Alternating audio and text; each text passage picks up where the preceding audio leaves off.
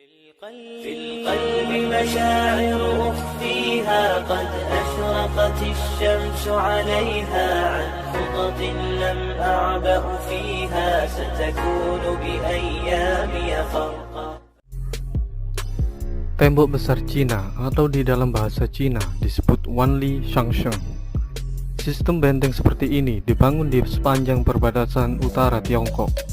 Tembok ini berfungsi untuk melindungi dan mengkonsolidasi wilayah negara-negara Cina dan kekaisaran terhadap berbagai kelompok nomaden di Cina.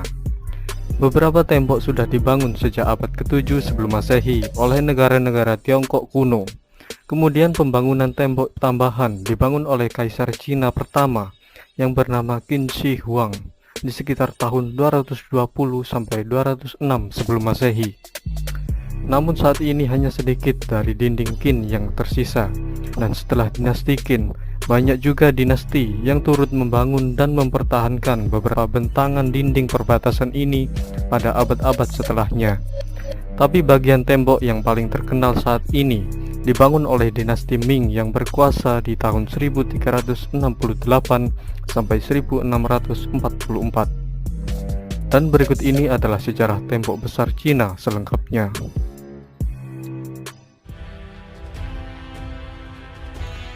Orang Cina sudah akrab dengan teknik pembangunan dinding pada masa musim semi dan musim gugur antara abad ke-8 dan 5 sebelum Masehi.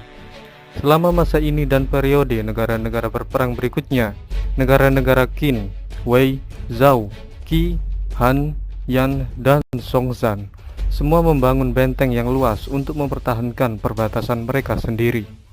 Saat itu benteng dibangun hanya untuk menahan serangan senjata kecil seperti pedang dan tombak. Dinding ini sebagian besar dibuat oleh batu atau tanah dan kerikil di antara bingkai papan. Dari semua tembok, hanya tembok besar Han lah yang terpanjang dari semua tembok, yaitu dari Mamitu dekat Yumenguan ke Liaodong. Selain pertahanan, tujuan lain dari dibangunnya tembok ini adalah untuk mengontrol perbatasan yang memungkinkan pengenaan pajak atas barang yang diangkut di sepanjang jalur sutra, juga untuk mendorong laju perdagangan dan kontrol imigrasi dan emigrasi. Selain itu, kemampuan pertahanan tembok besar ditingkatkan oleh pembangunan menara jaga, barak pasukan, stasiun garnisun, kemampuan pensinyalan melalui asap atau api, dan jalur tembok besar juga berfungsi sebagai koridor transportasi.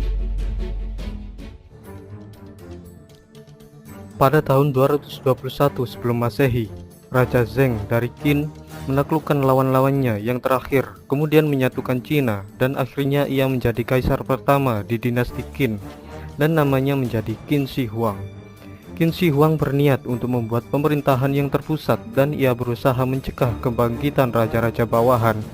Lalu ia memberi perintah untuk menghancurkan bagian-bagian tembok yang membagi kekaisarannya di antara negara-negara bawahannya, untuk mempertahankan kekaisaran dari serangan orang-orang Xiongnu dari utara. Qin Shi Huang memerintahkan pembangunan tembok baru untuk menghubungkan sisa-sisa benteng di sepanjang perbatasan utara kekaisaran. Material utama untuk membangun tembok yang ada di daerah pegunungan adalah batu. Sementara itu, untuk pembangunan di dataran rendah, mereka menggunakan material utama tanah.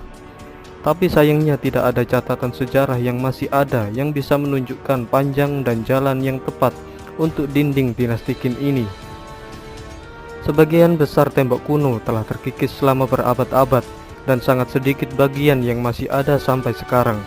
Jumlah sumber daya manusia yang digunakan untuk pembangunan tembok ini masih belum diketahui, tetapi beberapa penulis telah memperkirakan sejumlah ratusan ribu atau sampai 1 juta pekerja tewas untuk membangun tembok dinasti Qin ini.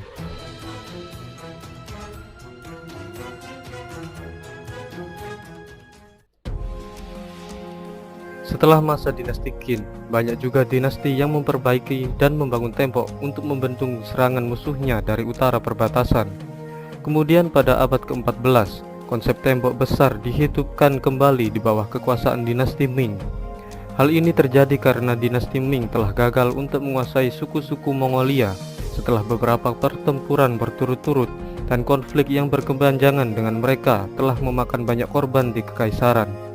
Untuk mengatasi masalah tersebut, Dinasti Ming mengadopsi strategi baru untuk menjaga suku nomaden agar tidak mudah masuk ke wilayahnya dengan membangun tembok di sepanjang perbatasan utara Cina.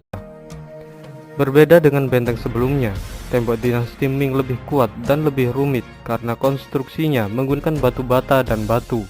Dan di sepanjang benteng tersebut dibangun sekitar 25.000 menara pengawas. Ketika serangan Mongol terus terjadi selama bertahun-tahun, dinasti Ming mengeluarkan banyak sumber daya untuk memperbaiki dan memperkuat tembok. Menjelang akhir dinasti Ming, tembok besar ini berperan dalam mempertahankan kekaisaran terhadap invasi Manchu yang dimulai sekitar tahun 1600. Namun suku Manchu akhirnya dapat menyeberangi tembok besar pada tahun 1644 setelah Beijing jatuh ke tangan pemberontak Li Shicheng. Kemudian Manchus dengan cepat merebut Beijing dan akhirnya mengalahkan dinasti Sun yang didirikan oleh pemberontak. Lalu ia mendirikan pemerintahan dinasti Qing atas seluruh Cina. Di bawah pemerintahan dinasti Qing, perbatasan Cina meluas melewati tembok dan Mongolia dijadikan sebagai bagian dari wilayah kekaisaran, sehingga pembangunan di tembok besar dihentikan.